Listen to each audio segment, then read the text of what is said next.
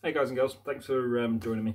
So I want to do a quick update on my Bushcraft Survival 72-hour bug out bag, whatever you want to call it. So just quickly run around how this is generally stored. This stays in my vehicle along with my Maxpedition Colossus and a dry bag with spare clothes. Now I'll explain why I do it that way.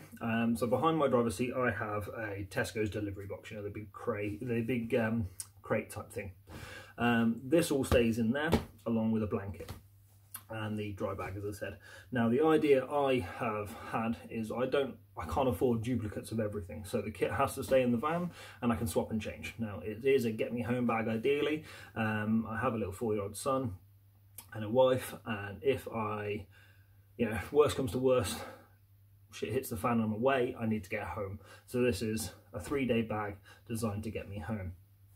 So the Colossus has all of my EDC style kit in, or my day stuff, and that is generally if I finish work early and I fancy going for a walk, I'll grab this, grab my water bottle out of here, throw it into that, and I'm off. Okay, and I can have a couple of hours to myself, or I can go for a hike, or so on and so forth.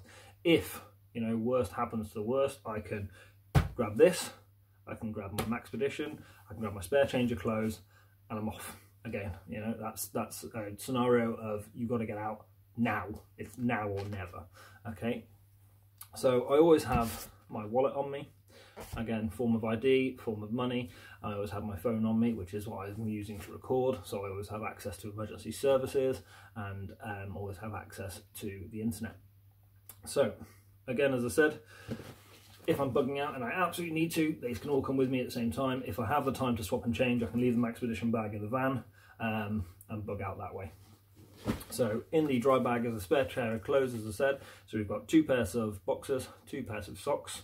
I have a spare change of clothes for my son, just in case we're just out together, he's got wet, or he's had an accident, spilt some food down him, something along those lines. So there's always a spare change of clothes for him in there as well. There is t-shirts, there's thermal layers, and there's a shamag. That's all in a smallish dry bag, about a 4-litre dry bag that stays behind my seat along with these 2 bags. So, as I said, I can swap and change. This is my bag. It's still the 511 Rush 72-hour. It's a nice bag, it's very comfortable, and I do enjoy it. So this is set up as my sort of bushcraft 72-hour bug out bag, as I said. So let's get into it. Start off with is a pair of over trousers. These are the Berghaus over trousers, and they're designed, or I've designed or placed them in a way that I can get to them quickly and use them quickly. We live in the UK and it can just rain like that. You can have a dry day and the weather changes. There's also my Peter Storm keg in a bag. You'll recognise it from the hiking video, or the hiking bag video. Again, a lot of this kit is interchangeable. I have my morale patch on there, which is a gift from MCQ Bushcraft.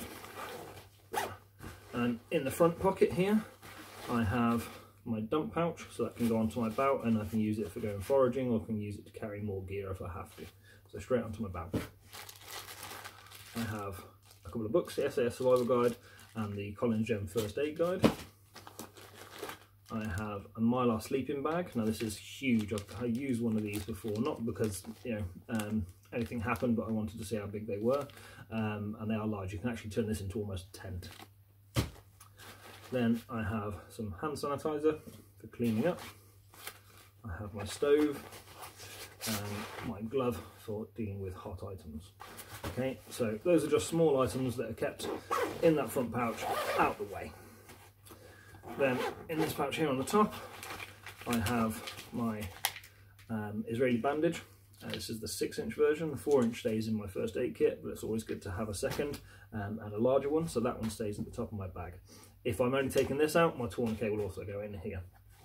So I also have a multi-tool, just these, and a couple of sheets of silver birch bark.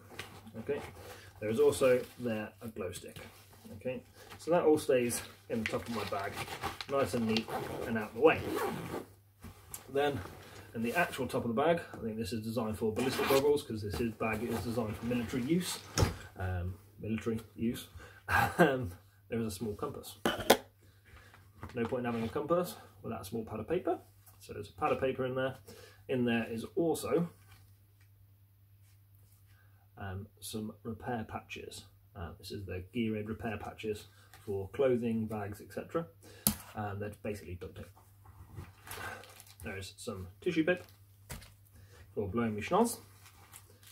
There are 5 or 6 ear protectors when you're going camping and the person in the tent next to you snores, you'll be glad of them. And there are 2 Easy Lap folding stones. This is the multi-stone, which is flat, if you can see it there. So it is, I think it's 800 on one side and 1200 on the other. Okay, so that's for just honing your blade. And then we have a 1200 convex, and that's for sharpening recurve blades, so my Nezi. Okay, and in there is just a pencil. I won't bother showing you a pencil, and that's just a little bit right in the rain pad. To spin the bag around quickly, you can see there is a whistle. That's still on there. I believe that was on there a few years ago. It's the jet scream. It's a really loud whistle. A good way of having a way of contacting people. On the sort of waist strap, my first aid kit will generally go. If I'm just taking this bag out from going camping or I'm teaching, then my first aid kit goes onto here. Okay. If we open one of the side pouches, in this side pouch is my Laplander, still in the same sheath. The dangler from Simon.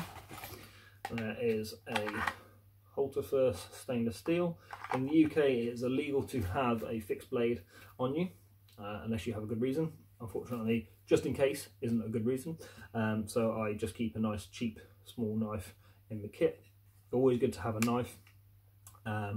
But if this gets confiscated, I'm not losing out on 150 quid, 250 quid, 300 quid knife.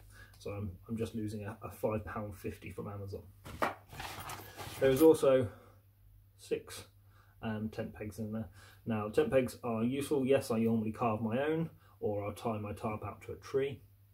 But I also use these, as you can see, in the fire. So you bury these in the ground where you're going to have your fire. 4 or 5 of them in a sort of circular shape. You can place your cup on there and do your cooking on those. So that's all on that side. I won't bother getting all the tent pegs out, they're all the same. And then around to the other side. On this side, I have a Sawyer Squeeze, which is a water filtration system. I have some wet wipes, tidying up. We have a 2 litre dry bag, and that's for the Sawyer Squeeze. So I can fill this up with water, then use the squeeze to filter the water into a bottle, or I can use it the other way around, fill the bottle that comes with it with water, filter it through the Sawyer and into this bag. So water filtration there, and a couple of black bags. And that's just for tidying up, and you know, leave no trace, that sort of thing. As I said, this is more bushcraft than a lot of American style bags that you will see, where they take everything, including the kitchen sink.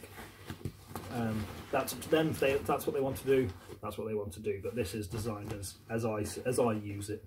So it's a clam design bag. If you want to do these 2, this opens out and it's designed for a helmet. As I said, that's where I keep my rainproofs. The zips go all the way around to the bottom, and the bag opens out like so. So you can get right to the bottom of your kit if you absolutely necessarily need to. So on the top is my tarp. Okay, and that's a pre-strung tarp. It's a 3x3 DD, and it's in a 4 litre bag, a 4 litre dry bag. Mike's done a great video on that, so if you haven't seen it, check out MCQ Bushcraft's tarp setup.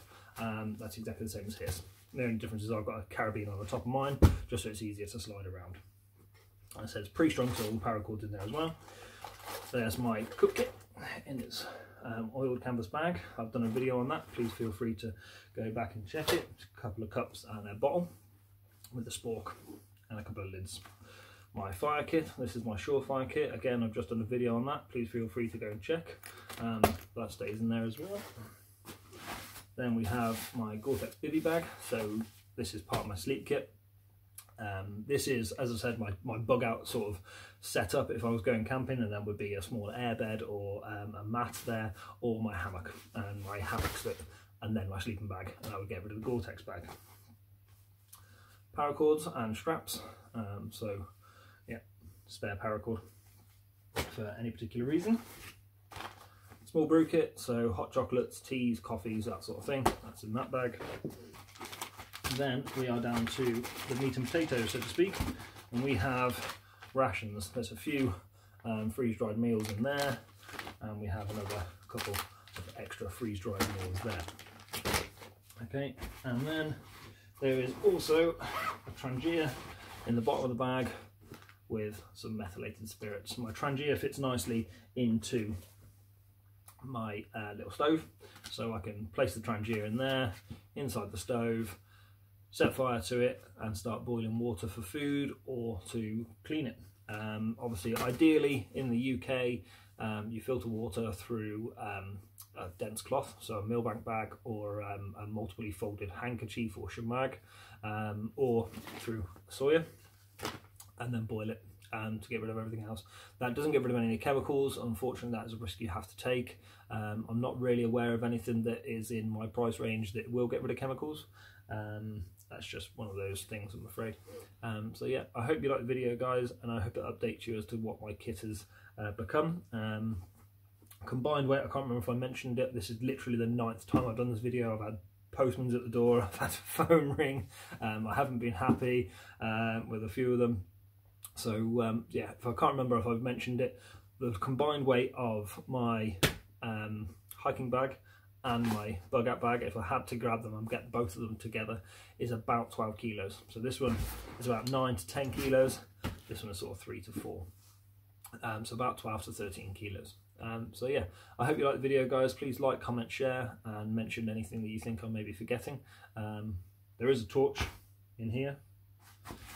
I can't remember where I put it. So I will have to find that. Cheers, guys. Thanks. Bye.